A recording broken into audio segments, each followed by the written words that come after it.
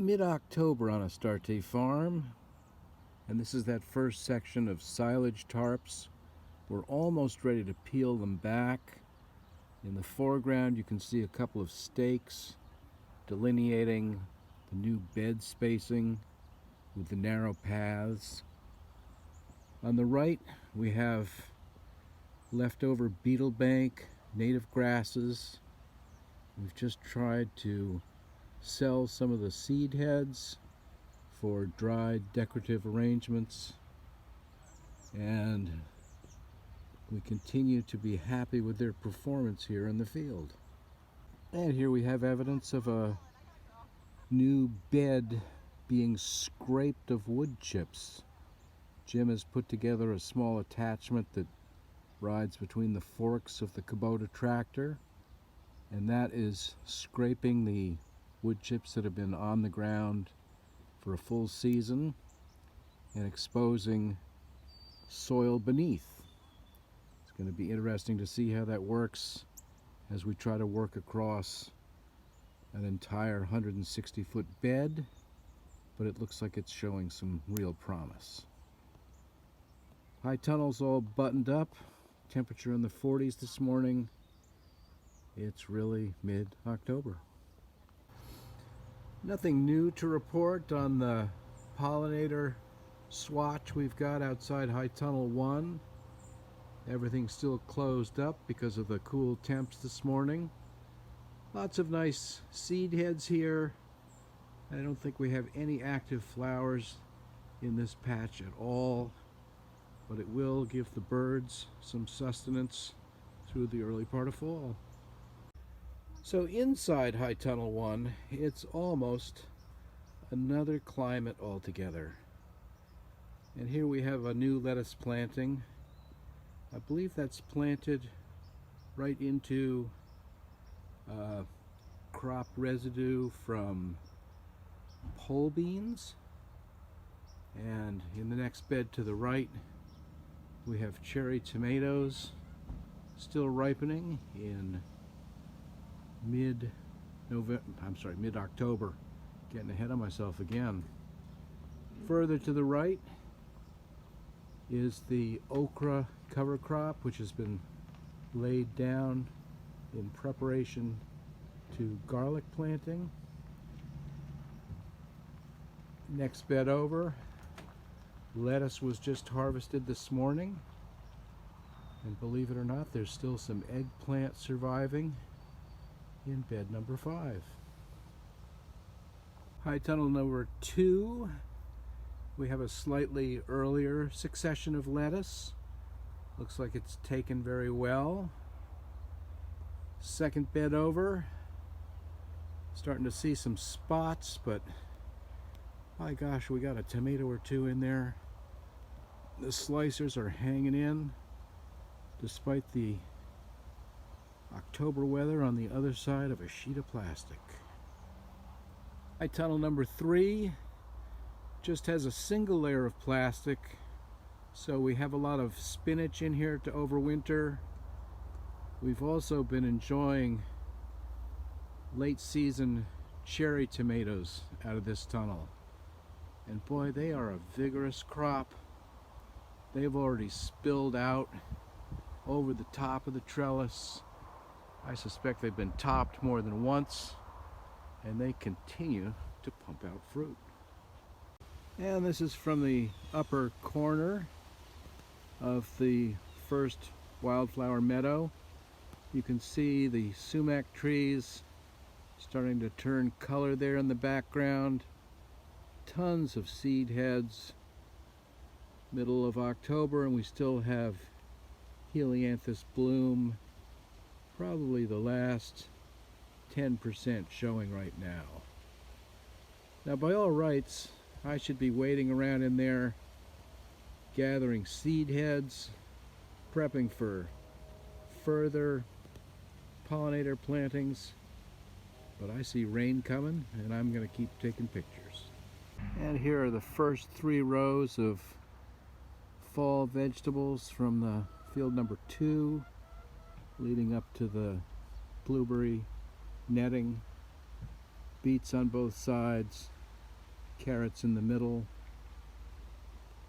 and the partridge pea, all that brown, scraggly looking stuff.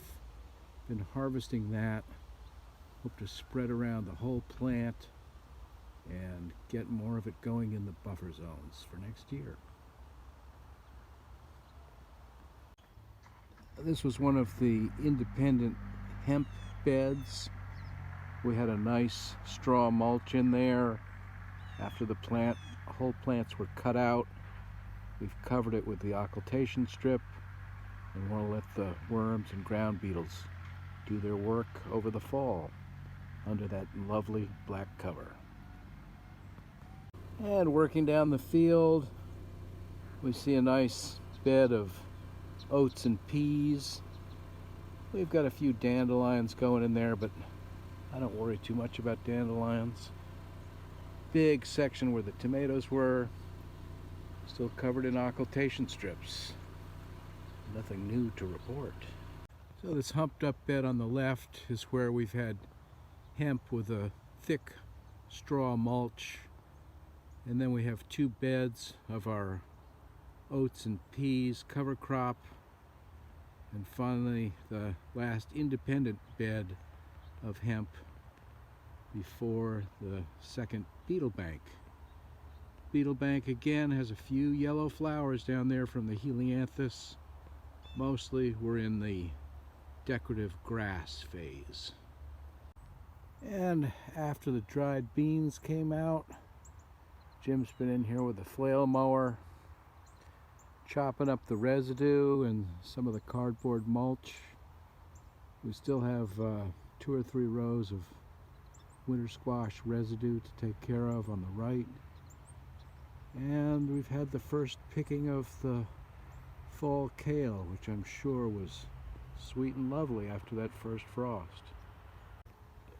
2 different preps for our garlic planting in a few days. We have compost spread where we had a occultation strip down for a month or longer, and then on the right we have 3 beds of the mixed oats and peas. I think we're going to try crimping those first and see if that gives us a good enough mashed mulch bed, or if we have to go back over it with the flail mower to really keep it from regrowing now that we're having some extended fall weather. Wildflower meadow number 2 again, just giving up a lot of seed for the birds, actually acting as a windbreak, and if we get some snow it may help with that too. And just on the other side of the wildflowers we have the fall spinach. Obviously 2 different varieties, and I would have to check with Ellen to see what we've got going. These have been thinned once and the thinnings sold. Getting ready for a leaf pick in another week or so, I hope.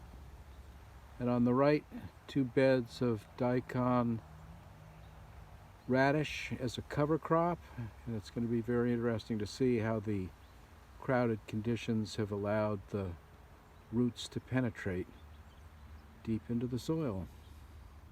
And here's what's left of the hemp crop. We didn't get it all hung up. Ran out of time, ran out of space in the barn. I always hate to see a crop partially picked, but we did go through and get the best of the flowering tops off of as many of these plants as we could, and the ones that got left have been showing some signs of mold. It's time to get them all lined up, flail mold them into a mulch, and get ready prepping the beds for next year.